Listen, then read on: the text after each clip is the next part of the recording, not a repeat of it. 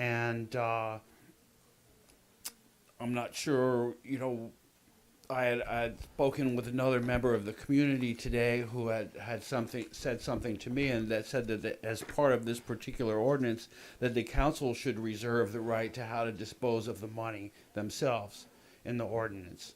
And so I think that might be something that you would consider as well, that you would have the approval of that. And also that when the TID came up, or what other possible opportunities you had to get into that fund, that would be something that you would do. And that, so is this the 1% that you're able to raise on top of it from before? Or I'm not really quite sure what this is, because my mind has gone blank from I went to a GSA meeting this afternoon at 3, and I worked all day before that, and I haven't had dinner. And so my mind is about blank, but I think this is a good thing anyway. So there you go. Fred, that was one of the best public comments you've ever given. So that's a hard act to follow, actually. I'm equally underinformed about this particular item, but I'll be more brief. And just to say, if it is going to be, I haven't prepared, and if it is going to be talking about in lieu fees, my concern, it's not,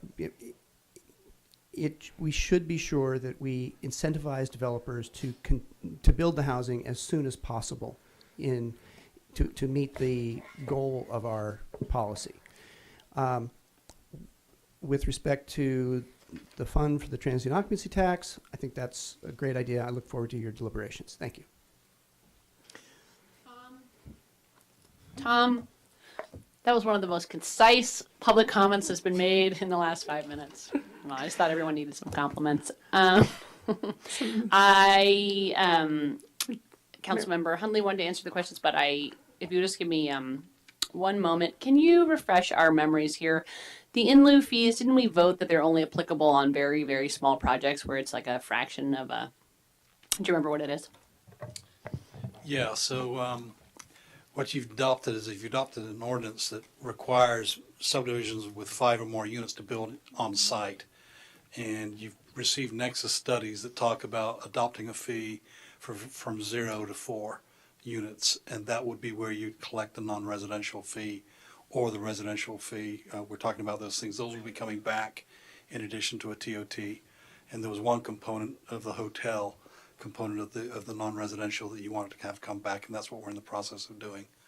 But for tonight, for the speaker's benefit, tonight is the establishment of a fund to create a repository for all funds that relate to affordable housing. Can't collect fees yet for something that we haven't legislated, but there are ways to receive money to put into that housing trust fund. So tonight, to be clear, we're just creating the ability to put a fund for money to be put into for affordable housing. And if I could just add to that, I'm sorry. So I guess the way I've described this to folks is that you are creating a housing trust fund, which is basically the umbrella. And we've listed all the different types of things that you might want to do within that housing trust fund. But then council will create separate programs like your accessory dwelling unit fee waiver program. And you'll say, these are the policies, this is how we want to spend this money, this is how much we want to do. And then we take that program and we put it within the housing trust fund, and then we follow your direction. So basically what you'll be doing is under this umbrella, you will be building separate programs that you want to have this happen. And this is just creating the mechanism, the fund, and the broad policy, and then we can continue to tweak and add programs. And staff would not be implementing anything other than what you have given us policy direction on. Did you want to, Councilmember Hundley, did you want to add to that? Councilmember Harvey, Vice Mayor Harvey? Kathy explained it well. We're building the pocket. Later on, we're going to figure out where the money's coming from. And then later on, we're going to figure out how the money comes out of the pocket to pay for things. So right now, we're just making a pocket. What is the, thank you. What is the timing for coming back with the TOT, the 1%? Be in June. Okay, great. Are there any additional comments? Oh, I'm sorry. I'll close. I don't know. I can't even remember if I closed public comment. It's been a very long evening. Public comment is one of the best closings I've had. Oh my God, Madeline. I needed that. Thank you.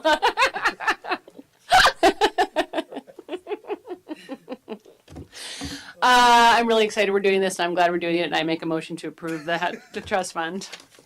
Second. Roll call. Mayor Harvey. Yes. Councilmember Agramonte. Yes. Councilmember Cook. Aye. Councilmember Hundley. Aye. And Mayor Harrington. Aye. Motion was unanimously approved. All right. Item 6.3, discussion, consideration, and possible action to adopt a resolution extending an accessory dwelling unit ADU fee waiver program to June 30, 2020, transferring up to $25,000 from reserves to the Affordable Housing Trust Fund that we just approved.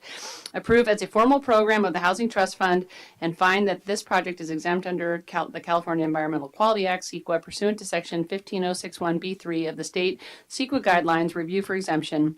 And I will turn it back over to David Storer, the Planning and Community Services Director.